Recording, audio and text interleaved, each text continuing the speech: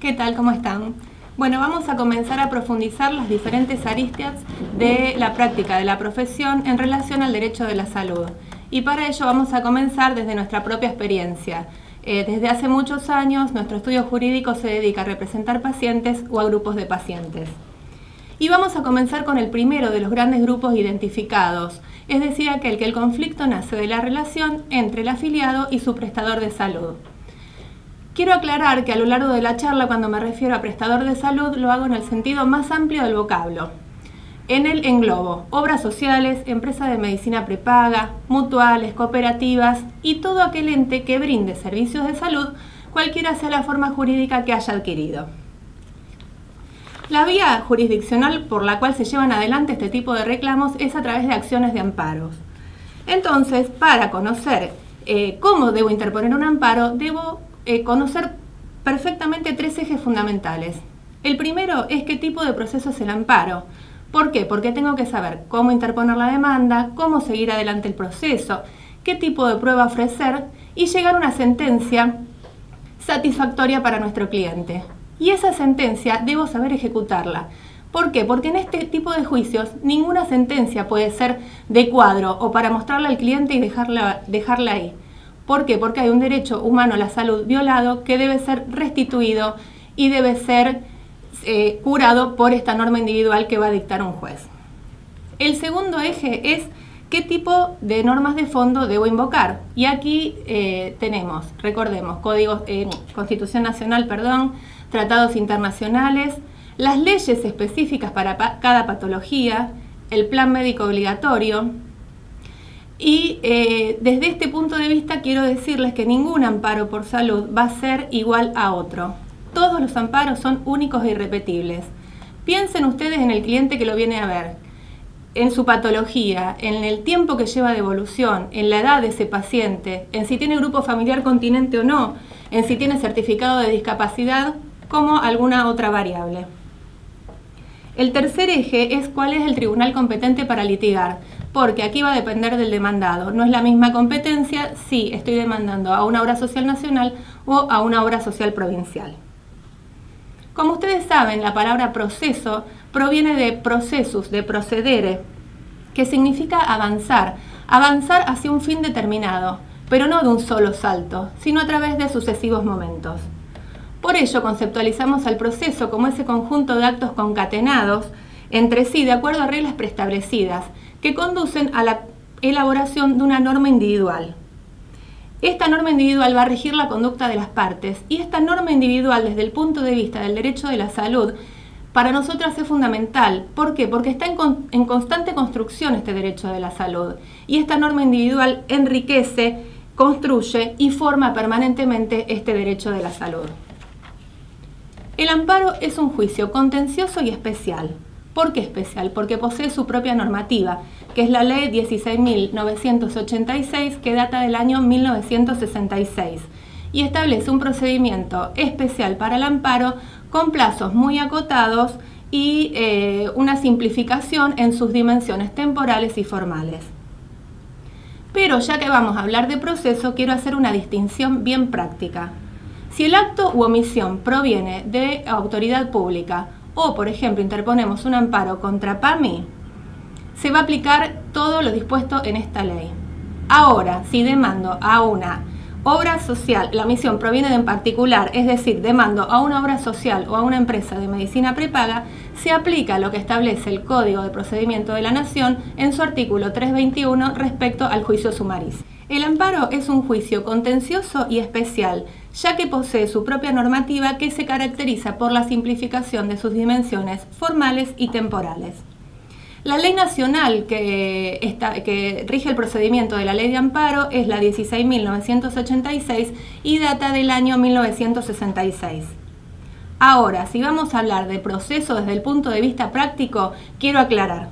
Si el acto u omisión proviene del Estado o de una autoridad pública, es decir, por ejemplo, demando a PAMI, se va a aplicar todo lo dispuesto en relación al procedimiento a lo que dice esta ley.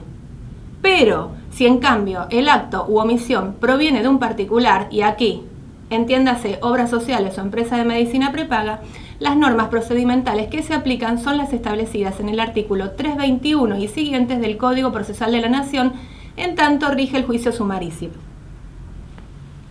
Del artículo 43 de la Constitución Nacional podemos conceptualizar al amparo y también las características del amparo.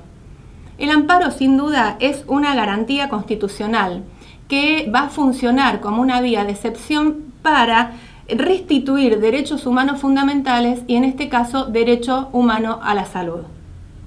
Las principales características que, si ustedes leen el artículo, van a ir viendo, yo voy a ir mencionando principales características en relación a la práctica del ejercicio profesional, es que el amparo es una acción rápida y expedita. Es una vía rápida, libre de todo obstáculo procesal. ¿Por qué? Porque el daño que tiene el amparista es tan grande que no puede obstaculizarlo procesalmente, salvo con pautas muy claras que trae la ley. Y el amparo procede siempre que no exista otro remedio judicial más idóneo. Y esta es la verdadera clave de la acción, porque el amparo es un proceso de excepción. Es urgente y solo cuando la vía ordinaria se revela inidónea. Por lo tanto, si hay otra vía por la cual yo puedo tutelar ese derecho, tengo que optar por esa vía. Y esto es mirado con mucho recelo por parte de los jueces que reciben los amparos para su juicio de admisibilidad. El artículo 43 también dice contra todo acto u omisión de autoridad pública o particular. Y esta fue una incorporación que se hizo en la Constitución de 1994 al mencionar particulares, y allí es donde nosotros podemos demandar por esta vía a obras sociales, a empresas de medicina prepaga, a mutuales, a cooperativas, etc. Sigue diciendo que en forma actual o inminente lesione, restrinja, altere o amenace derechos. De este requisito surge que el amparo procede principalmente por dos cosas. Primero, en el caso de haberse sucedido la lesión, para solicitarle al juez que ese derecho sea restituido in natura. O en el supuesto de tratarse de una amenaza inminente a ese derecho o a una lesión inminente a ese derecho. ¿Y qué le voy a pedir al juez en ese caso? Que cese esa amenaza para que ese derecho no sea dañado. Sigue diciendo con arbitrariedad o ilegalidad manifiesta. La ilegalidad hace lo ilícito, a lo contrario a la ley, pero aquí lo interesante es que se ha construido jurisprudencialmente y se ha llegado a la conclusión de que no solo puedo por vía de amparo atacar una norma constitucional o una ley, sino a toda la normativa, toda la normativa de derecho positivo. Es decir, yo en un amparo puedo discutir una resolución ministerial, lo cual a nosotros nos interesa muchísimo porque el Ministerio de Salud dicta muchas resoluciones para este tipo de juicios. Se puede discutir un decreto, una ordenanza, una ley, etc. Respecto de la arbitrariedad, debe identificarse con la irrazonabilidad, con la ilegitimidad. Es decir, aquí no basta con invocarlo, y esto lo quiero dejar bien claro. El tema de la arbitrariedad debe probarse. Para interponer un amparo y para que el juez lo acepte, el acto arbitrario tiene que estar probado. Y yo, como abogada de un amparista que tiene lesionado su derecho de la salud, tengo que encontrar la vía más rápida de probarle al juez que ese derecho está lesionado y que esa conducta que asume el demandado es arbitraria. Conociendo ya las características básicas del amparo, ¿quién será el actor en este tipo de juicios? La titularidad aquí es bien amplia porque la norma, el artículo 43, dice toda persona puede interponer acción de amparo. Y esto quiere decir que puede interponerlo aún aquella persona que no tenga un daño a su derecho. Lo puede interponer por otra persona. Respecto de si el amparista es un menor de edad, obviamente el amparo debe interponerlo cualquiera de sus representantes legales. Pero ¿qué sucede cuando el paciente es discapacitado? Aquí, como principio general, solicitan los jueces una declaración de incapacidad y una curatela y que sea el curador quien interponga la acción de amparo en nombre del discapacitado. Pero sucede que muchas veces esa persona discapacitada es capaz para habilitar la vía judicial y para llevar adelante un reclamo de este tipo. Por ello, nosotros pensamos que esta conducta debe ser revisada, no solo porque peca de rigorismo formal, sino porque contraría lo establecido en el nuevo Código Civil, en tanto que la capacidad es la regla, y también contraría lo establecido en la Convención de las Personas con Discapacidad. Por ello, celebramos un reciente fallo muy nuevo, que es de mayo del 2017. La causa se llama Bassano contra ANSES, y es el caso de una persona con discapacidad que inicia un juicio. El juez le dice que no lo puede seguir él porque necesita un curador. Él apela a esto y la Cámara le da la razón, sobre todo con la apoyatura de los fundamentos del nuevo Código Civil, en tanto que establece un sistema de apoyo que impide la sustitución de la voluntad. Ya analizamos, por tanto, la legitimación activa en los amparos de salud. Ahora, ¿quién será el demandado? Bueno, ya lo sabemos, los prestadores que brinden servicio de salud, obras sociales, empresas de medicinas prepagas, mutuales, cooperativas, inclusive el propio Estado. ¿Y en qué consiste la pretensión? En solicitarle al juez que ordene de manera inmediata que cese el acto lesivo o que cese la amenaza, y en su lugar que en un plazo determinado o de manera inmediata obligue al demandado a realizar una conducta positiva. Por ejemplo, entregar una prestación, entregar una prótesis, determinada medicación, cubrir un tratamiento, etc. ¿En qué tipo de tribunal debo interponer la demanda? En este tipo de proceso la competencia varía de acuerdo sea el demandado. Es decir, si yo estoy demandando a una obra social nacional, al PAMI, a las prepagas, sin duda la competencia es federal. ¿Y por qué la competencia es federal? Porque así lo establece la Corte. Y esto también fueron construcciones jurisprudenciales a lo largo de tantos años del ejercicio del derecho de la salud. La Corte tiene dicho que la competencia está dada por la materia, ya que todas estas normas se encuentran regidas en el Servicio Nacional de Salud de indubitable naturaleza federal. Volvamos al procedimiento. Recuerden que si es contra el Estado o contra el PAMI se va a utilizar la ley 16.986, en cambio si son empresas de medicina prepaga u obras sociales nacionales se va a utilizar el proceso sumarísimo. ¿Pero qué sucede si el demandado es una obra social provincial? Nosotros hace muchos años las demandas también las interponíamos en el Tribunal Federal porque pensábamos que porque la naturaleza era netamente federal, iban también al Tribunal Federal y eran aceptados estos amparos en la justicia federal. Pero luego también por construcción jurisprudencial se llegó por un fallo de Cámara a decir que todo lo que sea contra obra social provincial debe tramitarse frente al tribunal ordinario. Es decir, nosotros, por ejemplo, en la provincia de Santa Fe, cuando demandamos al IAPOS, lo hacemos en el Tribunal Provincial con la justicia ordinaria y se aplica la ley 10.456, que es la ley de amparo provincial, que difiere un tanto de la ley nacional, pero bueno, respeta los procedimientos más acotados. ¿Cómo debemos interponer la demanda? La demanda debe interponerse por escrito y con todos los requisitos que establece la ley. Deben cumplirse todos y cada uno de estos requisitos para que el juez haga lugar a la demanda. Ahora se agregó por acordada 3 del 2015 de la Corte el requisito del domicilio electrónico que todos los litigantes del Tribunal Federal deben constituir. Y aquí quiero remarcar que es fundamental la competitividad. ¿Por qué? Porque yo en un solo acto tengo que convencer al juez de que hay una verdadera lesión en un derecho humano fundamental y para ello tengo que aportar toda la prueba en un solo escrito.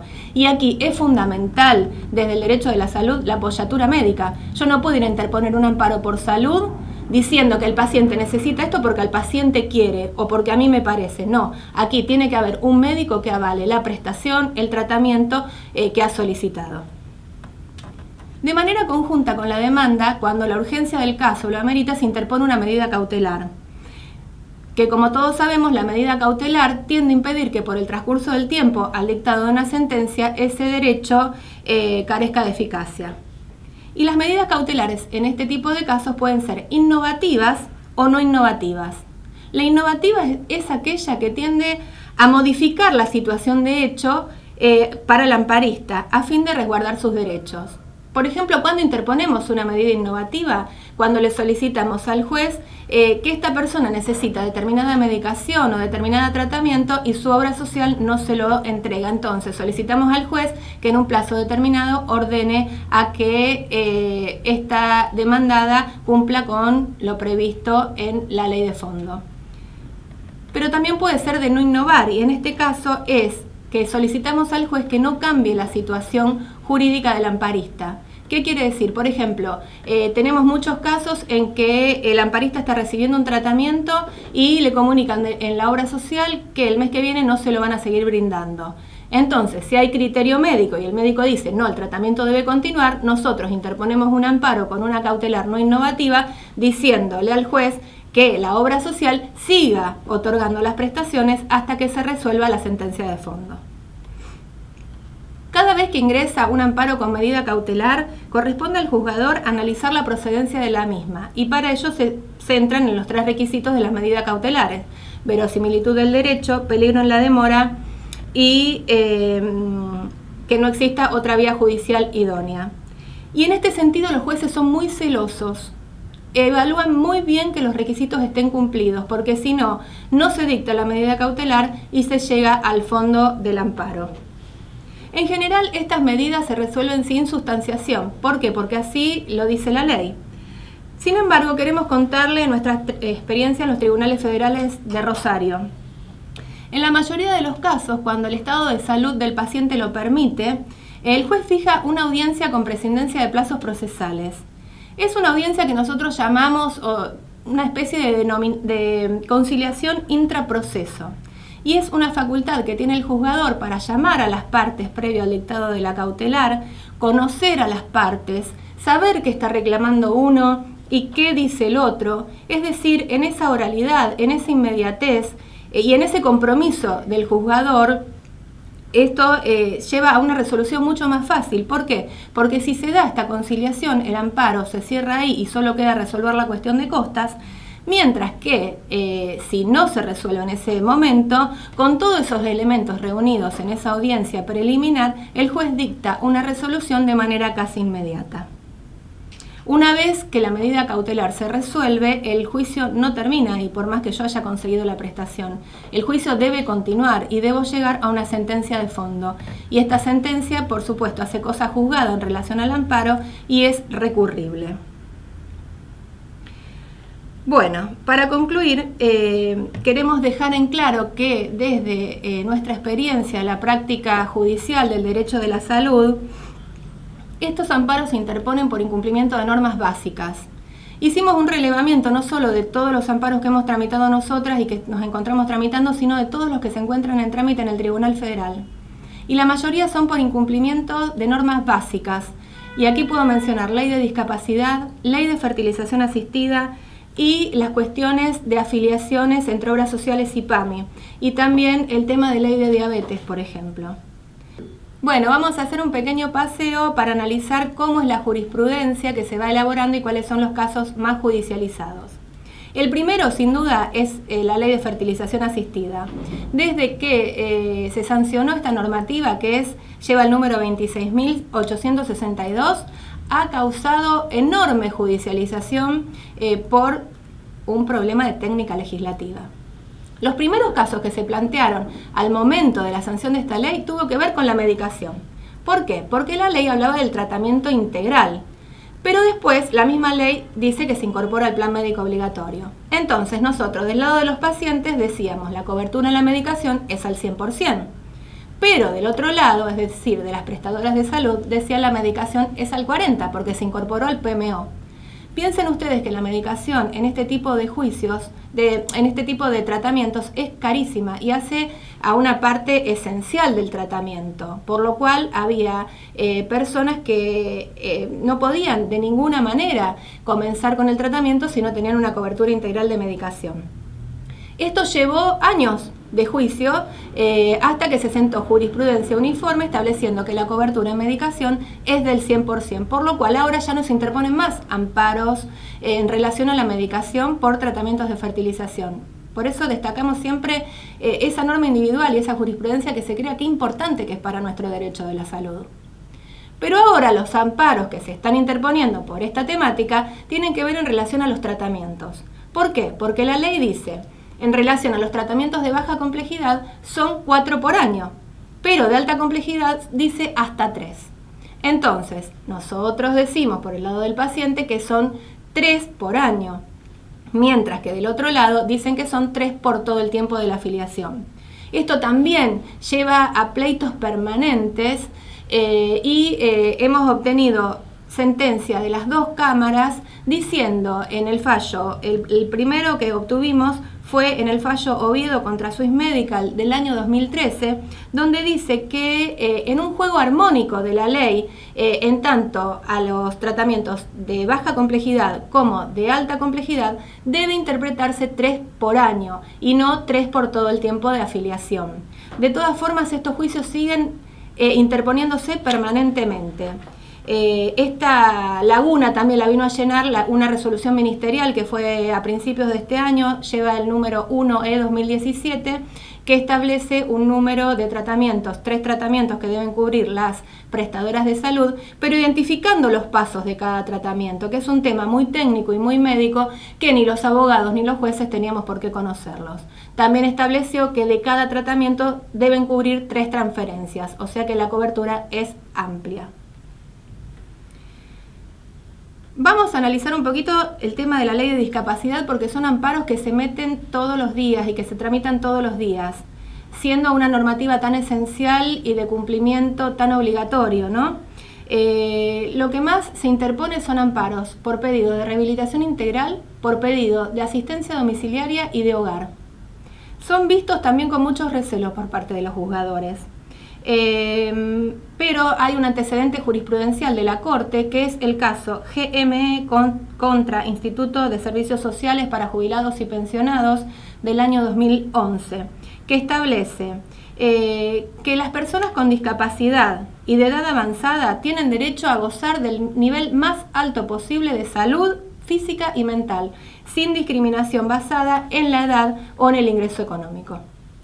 Por lo cual, ese es el precedente que se ha sentado en estos casos. Sin embargo, se insiste por parte de las prestadoras de salud en no reconocer este tipo de prácticas. Otro tipo de amparo que habitualmente se interponen es el que tiene que ver con las obras sociales y con PAMI.